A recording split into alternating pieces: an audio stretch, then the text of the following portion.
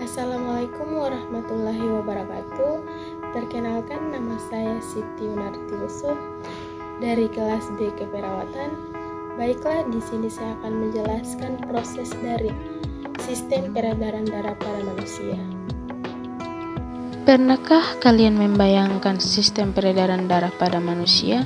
Sistem peredaran darah manusia sangat penting untuk kelangsungan hidup manusia. Dengan adanya peredaran darah, maka oksigen dan sari-sari makanan bisa diterima oleh semua organ tubuh. Maka dari itu, kita harus memahami sistem peredaran darah agar bisa kita menjaganya.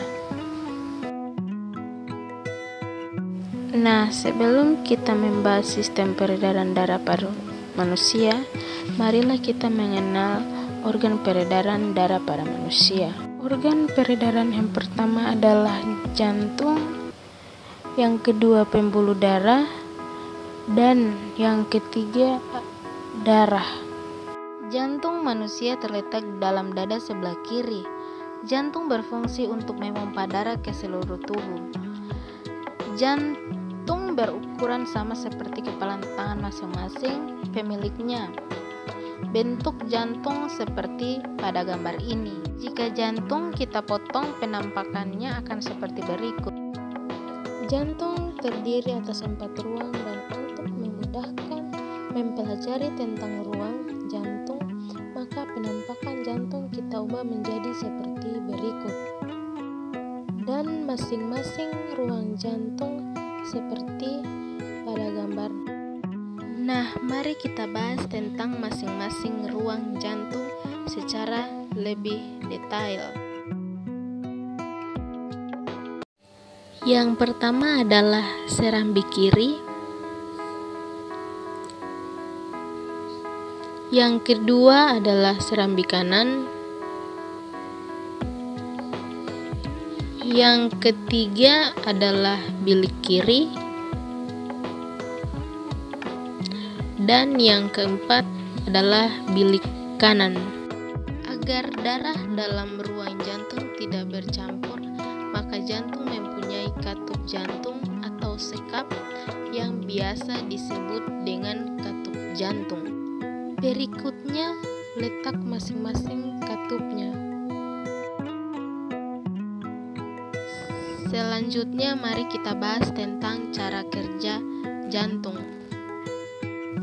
Fungsi jantung untuk memompa darah. Jantung mengalami relaksasi atau diastol, di mana otot jantung mengendur sehingga jantung seperti mengembang dan letak darah masih di serambi seperti pada gambar. Lalu kontraksi atau sistol, di mana otot jantung menegang sehingga jantung menguncup dan letak darah masih di bilik seperti pada gambar. Jadi, setiap jantung berdenyut selalu ada gerakan relaksasi dan kontraksi secara terus-menerus selama manusia itu masih hidup.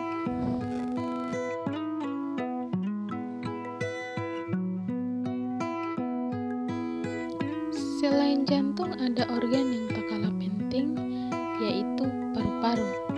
Bentuk dan letaknya seperti pada gambar.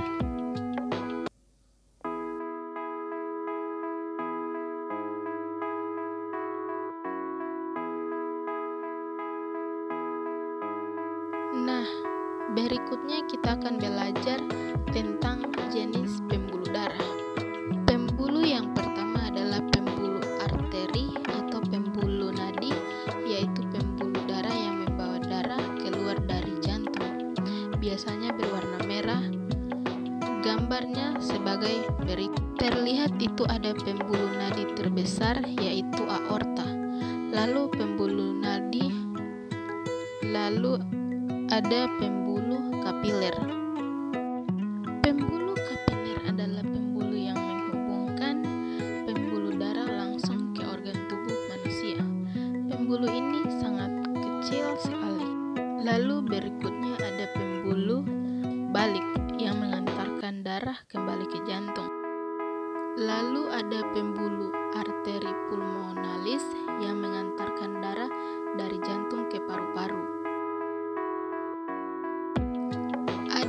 pembuluh vena pulmonalis yang mengantarkan darah dari paru-paru kembali ke jantung. Berikutnya adalah proses saat jantung berdenyut. Seperti sudah dijelaskan, jantung berfungsi memompa darah ke seluruh tubuh. Maka beginilah cara kerjanya. Saat relaksasi, bentuk jantung mengembang dan darah masih dalam serambi kanan dan serambi kiri.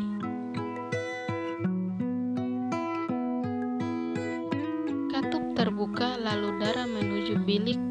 Saat berkontraksi, bentuk jantung menguncup dari darah mulai dipompa keluar dari jantung menuju pembuluh darah ke paru-paru dan ke seluruh tubuh. Lalu kembali ke jantung lagi. Proses tersebut secara terus-menerus terjadi setiap jantung berdenyut. Proses peredaran darah. Darah dari serambi kiri menuju ke bilik kiri, lalu menuju ke pembuluh darah, berkumpul sementara di aorta, lalu ke seluruh tubuh melalui nadi atau arteri. Setelah itu mengalir melalui pembuluh balik atau vena menuju serambi kanan, dan lanjut ke bilik kanan, lalu menuju ke arteri pulmonalis. Di paru-paru mengalami pernapasan lalu menuju vena pulmonalis. Proses tersebut terjadi terus-menerus setiap jantung berdenyut. Penjelasan tentang warna darah. Jika darah berwarna merah, maka darah tersebut banyak mengandung oksigen atau O2 dan sari-sari makanan. Jika darah berwarna biru, maka darah tersebut banyak mengandung karbon dioksida atau CO2. Berikut penjelasan tentang warna darah pada peredaran darah.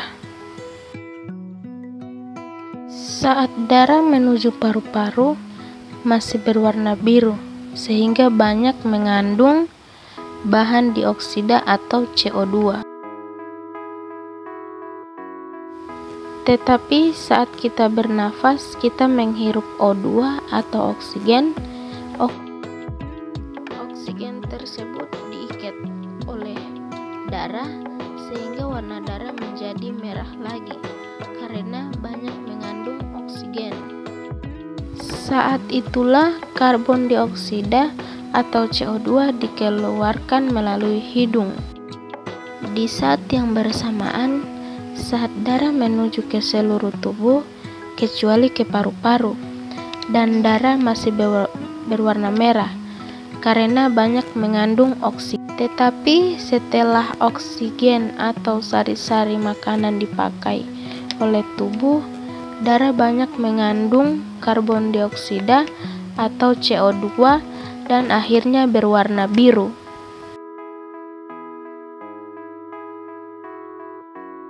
Sekian penjelasan sistem peredaran darah pada manusia.